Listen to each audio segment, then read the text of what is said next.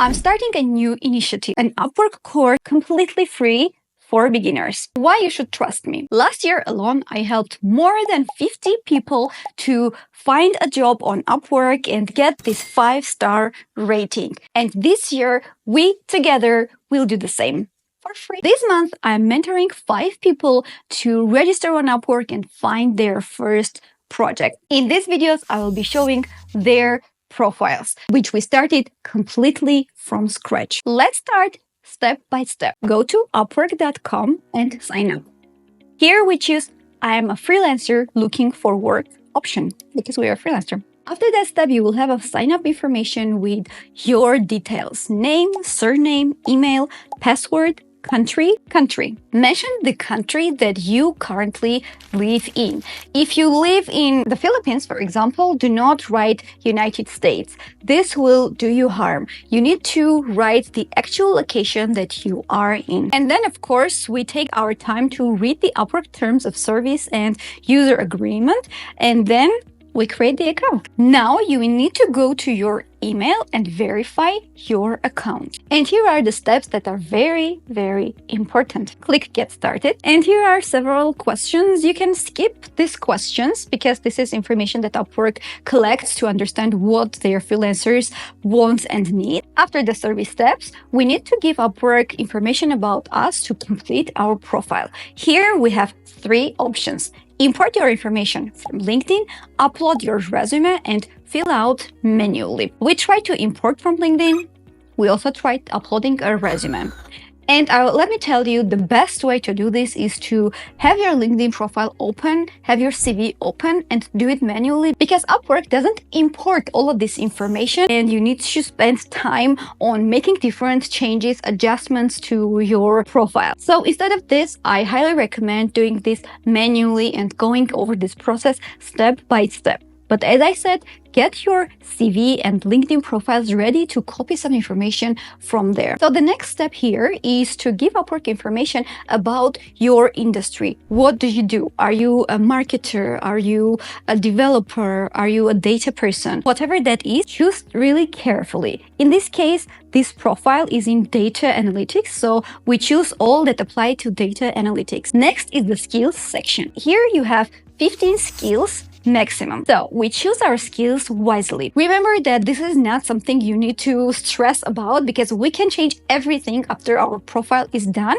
but we want to do everything at its best when we register. Skills section. What is your strategy in this section? You need to have broad keywords and narrow keywords. In this case, the broad keyword for this specialization is data analysis. But if you look here, we have dashboard, Tableau, SQL. These are narrow keywords. So you want to mention some skills that are broad and some skills that are narrow. Next up, your title. This is a very important section because Upwork clients will see your title. So you need to choose this wisely. Later on, we are going to make competitor research on Upwork to see what others write in their title.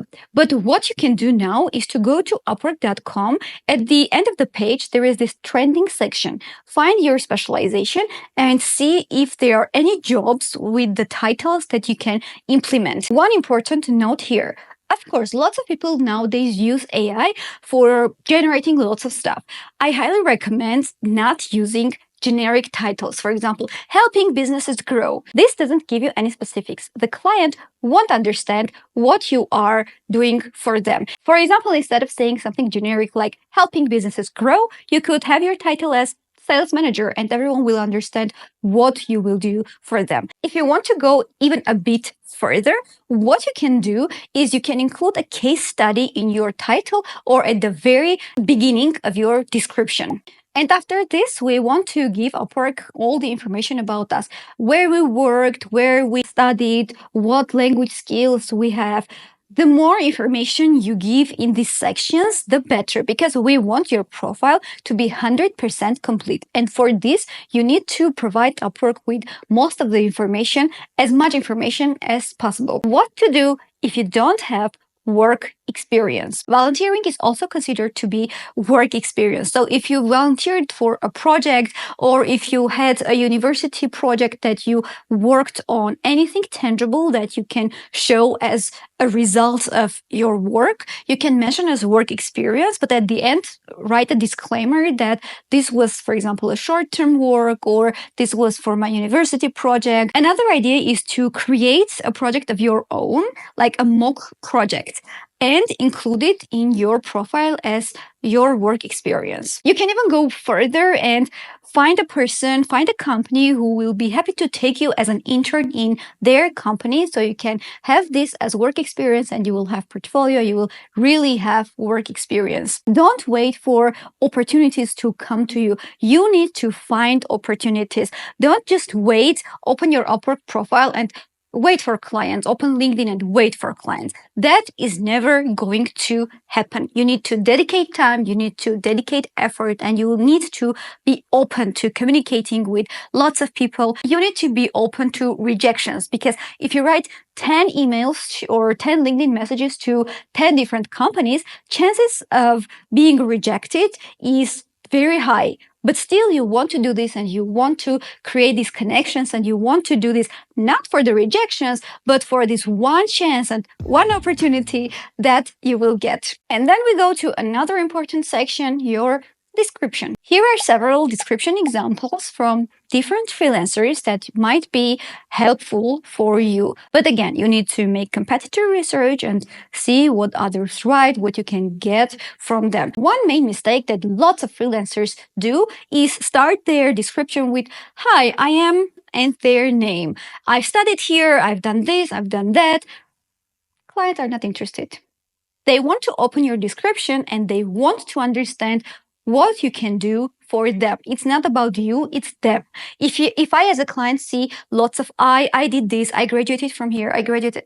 If your graduation is not something very, very like huge, if it's not Yale, it's not New York University or something like that, you don't want to mention that. You want to mention case studies, you want to mention 5-star feedbacks that you received. You could even start with a quote from another client outside Upwork and mention that this is an outside Upwork client. The client will see that although you don't have experience on Upwork, you are experienced outside. I constantly bring this example of my friend who mentioned Desperate Housewives and Friends at the beginning of his description to make clients very interested in what he does. So get really creative.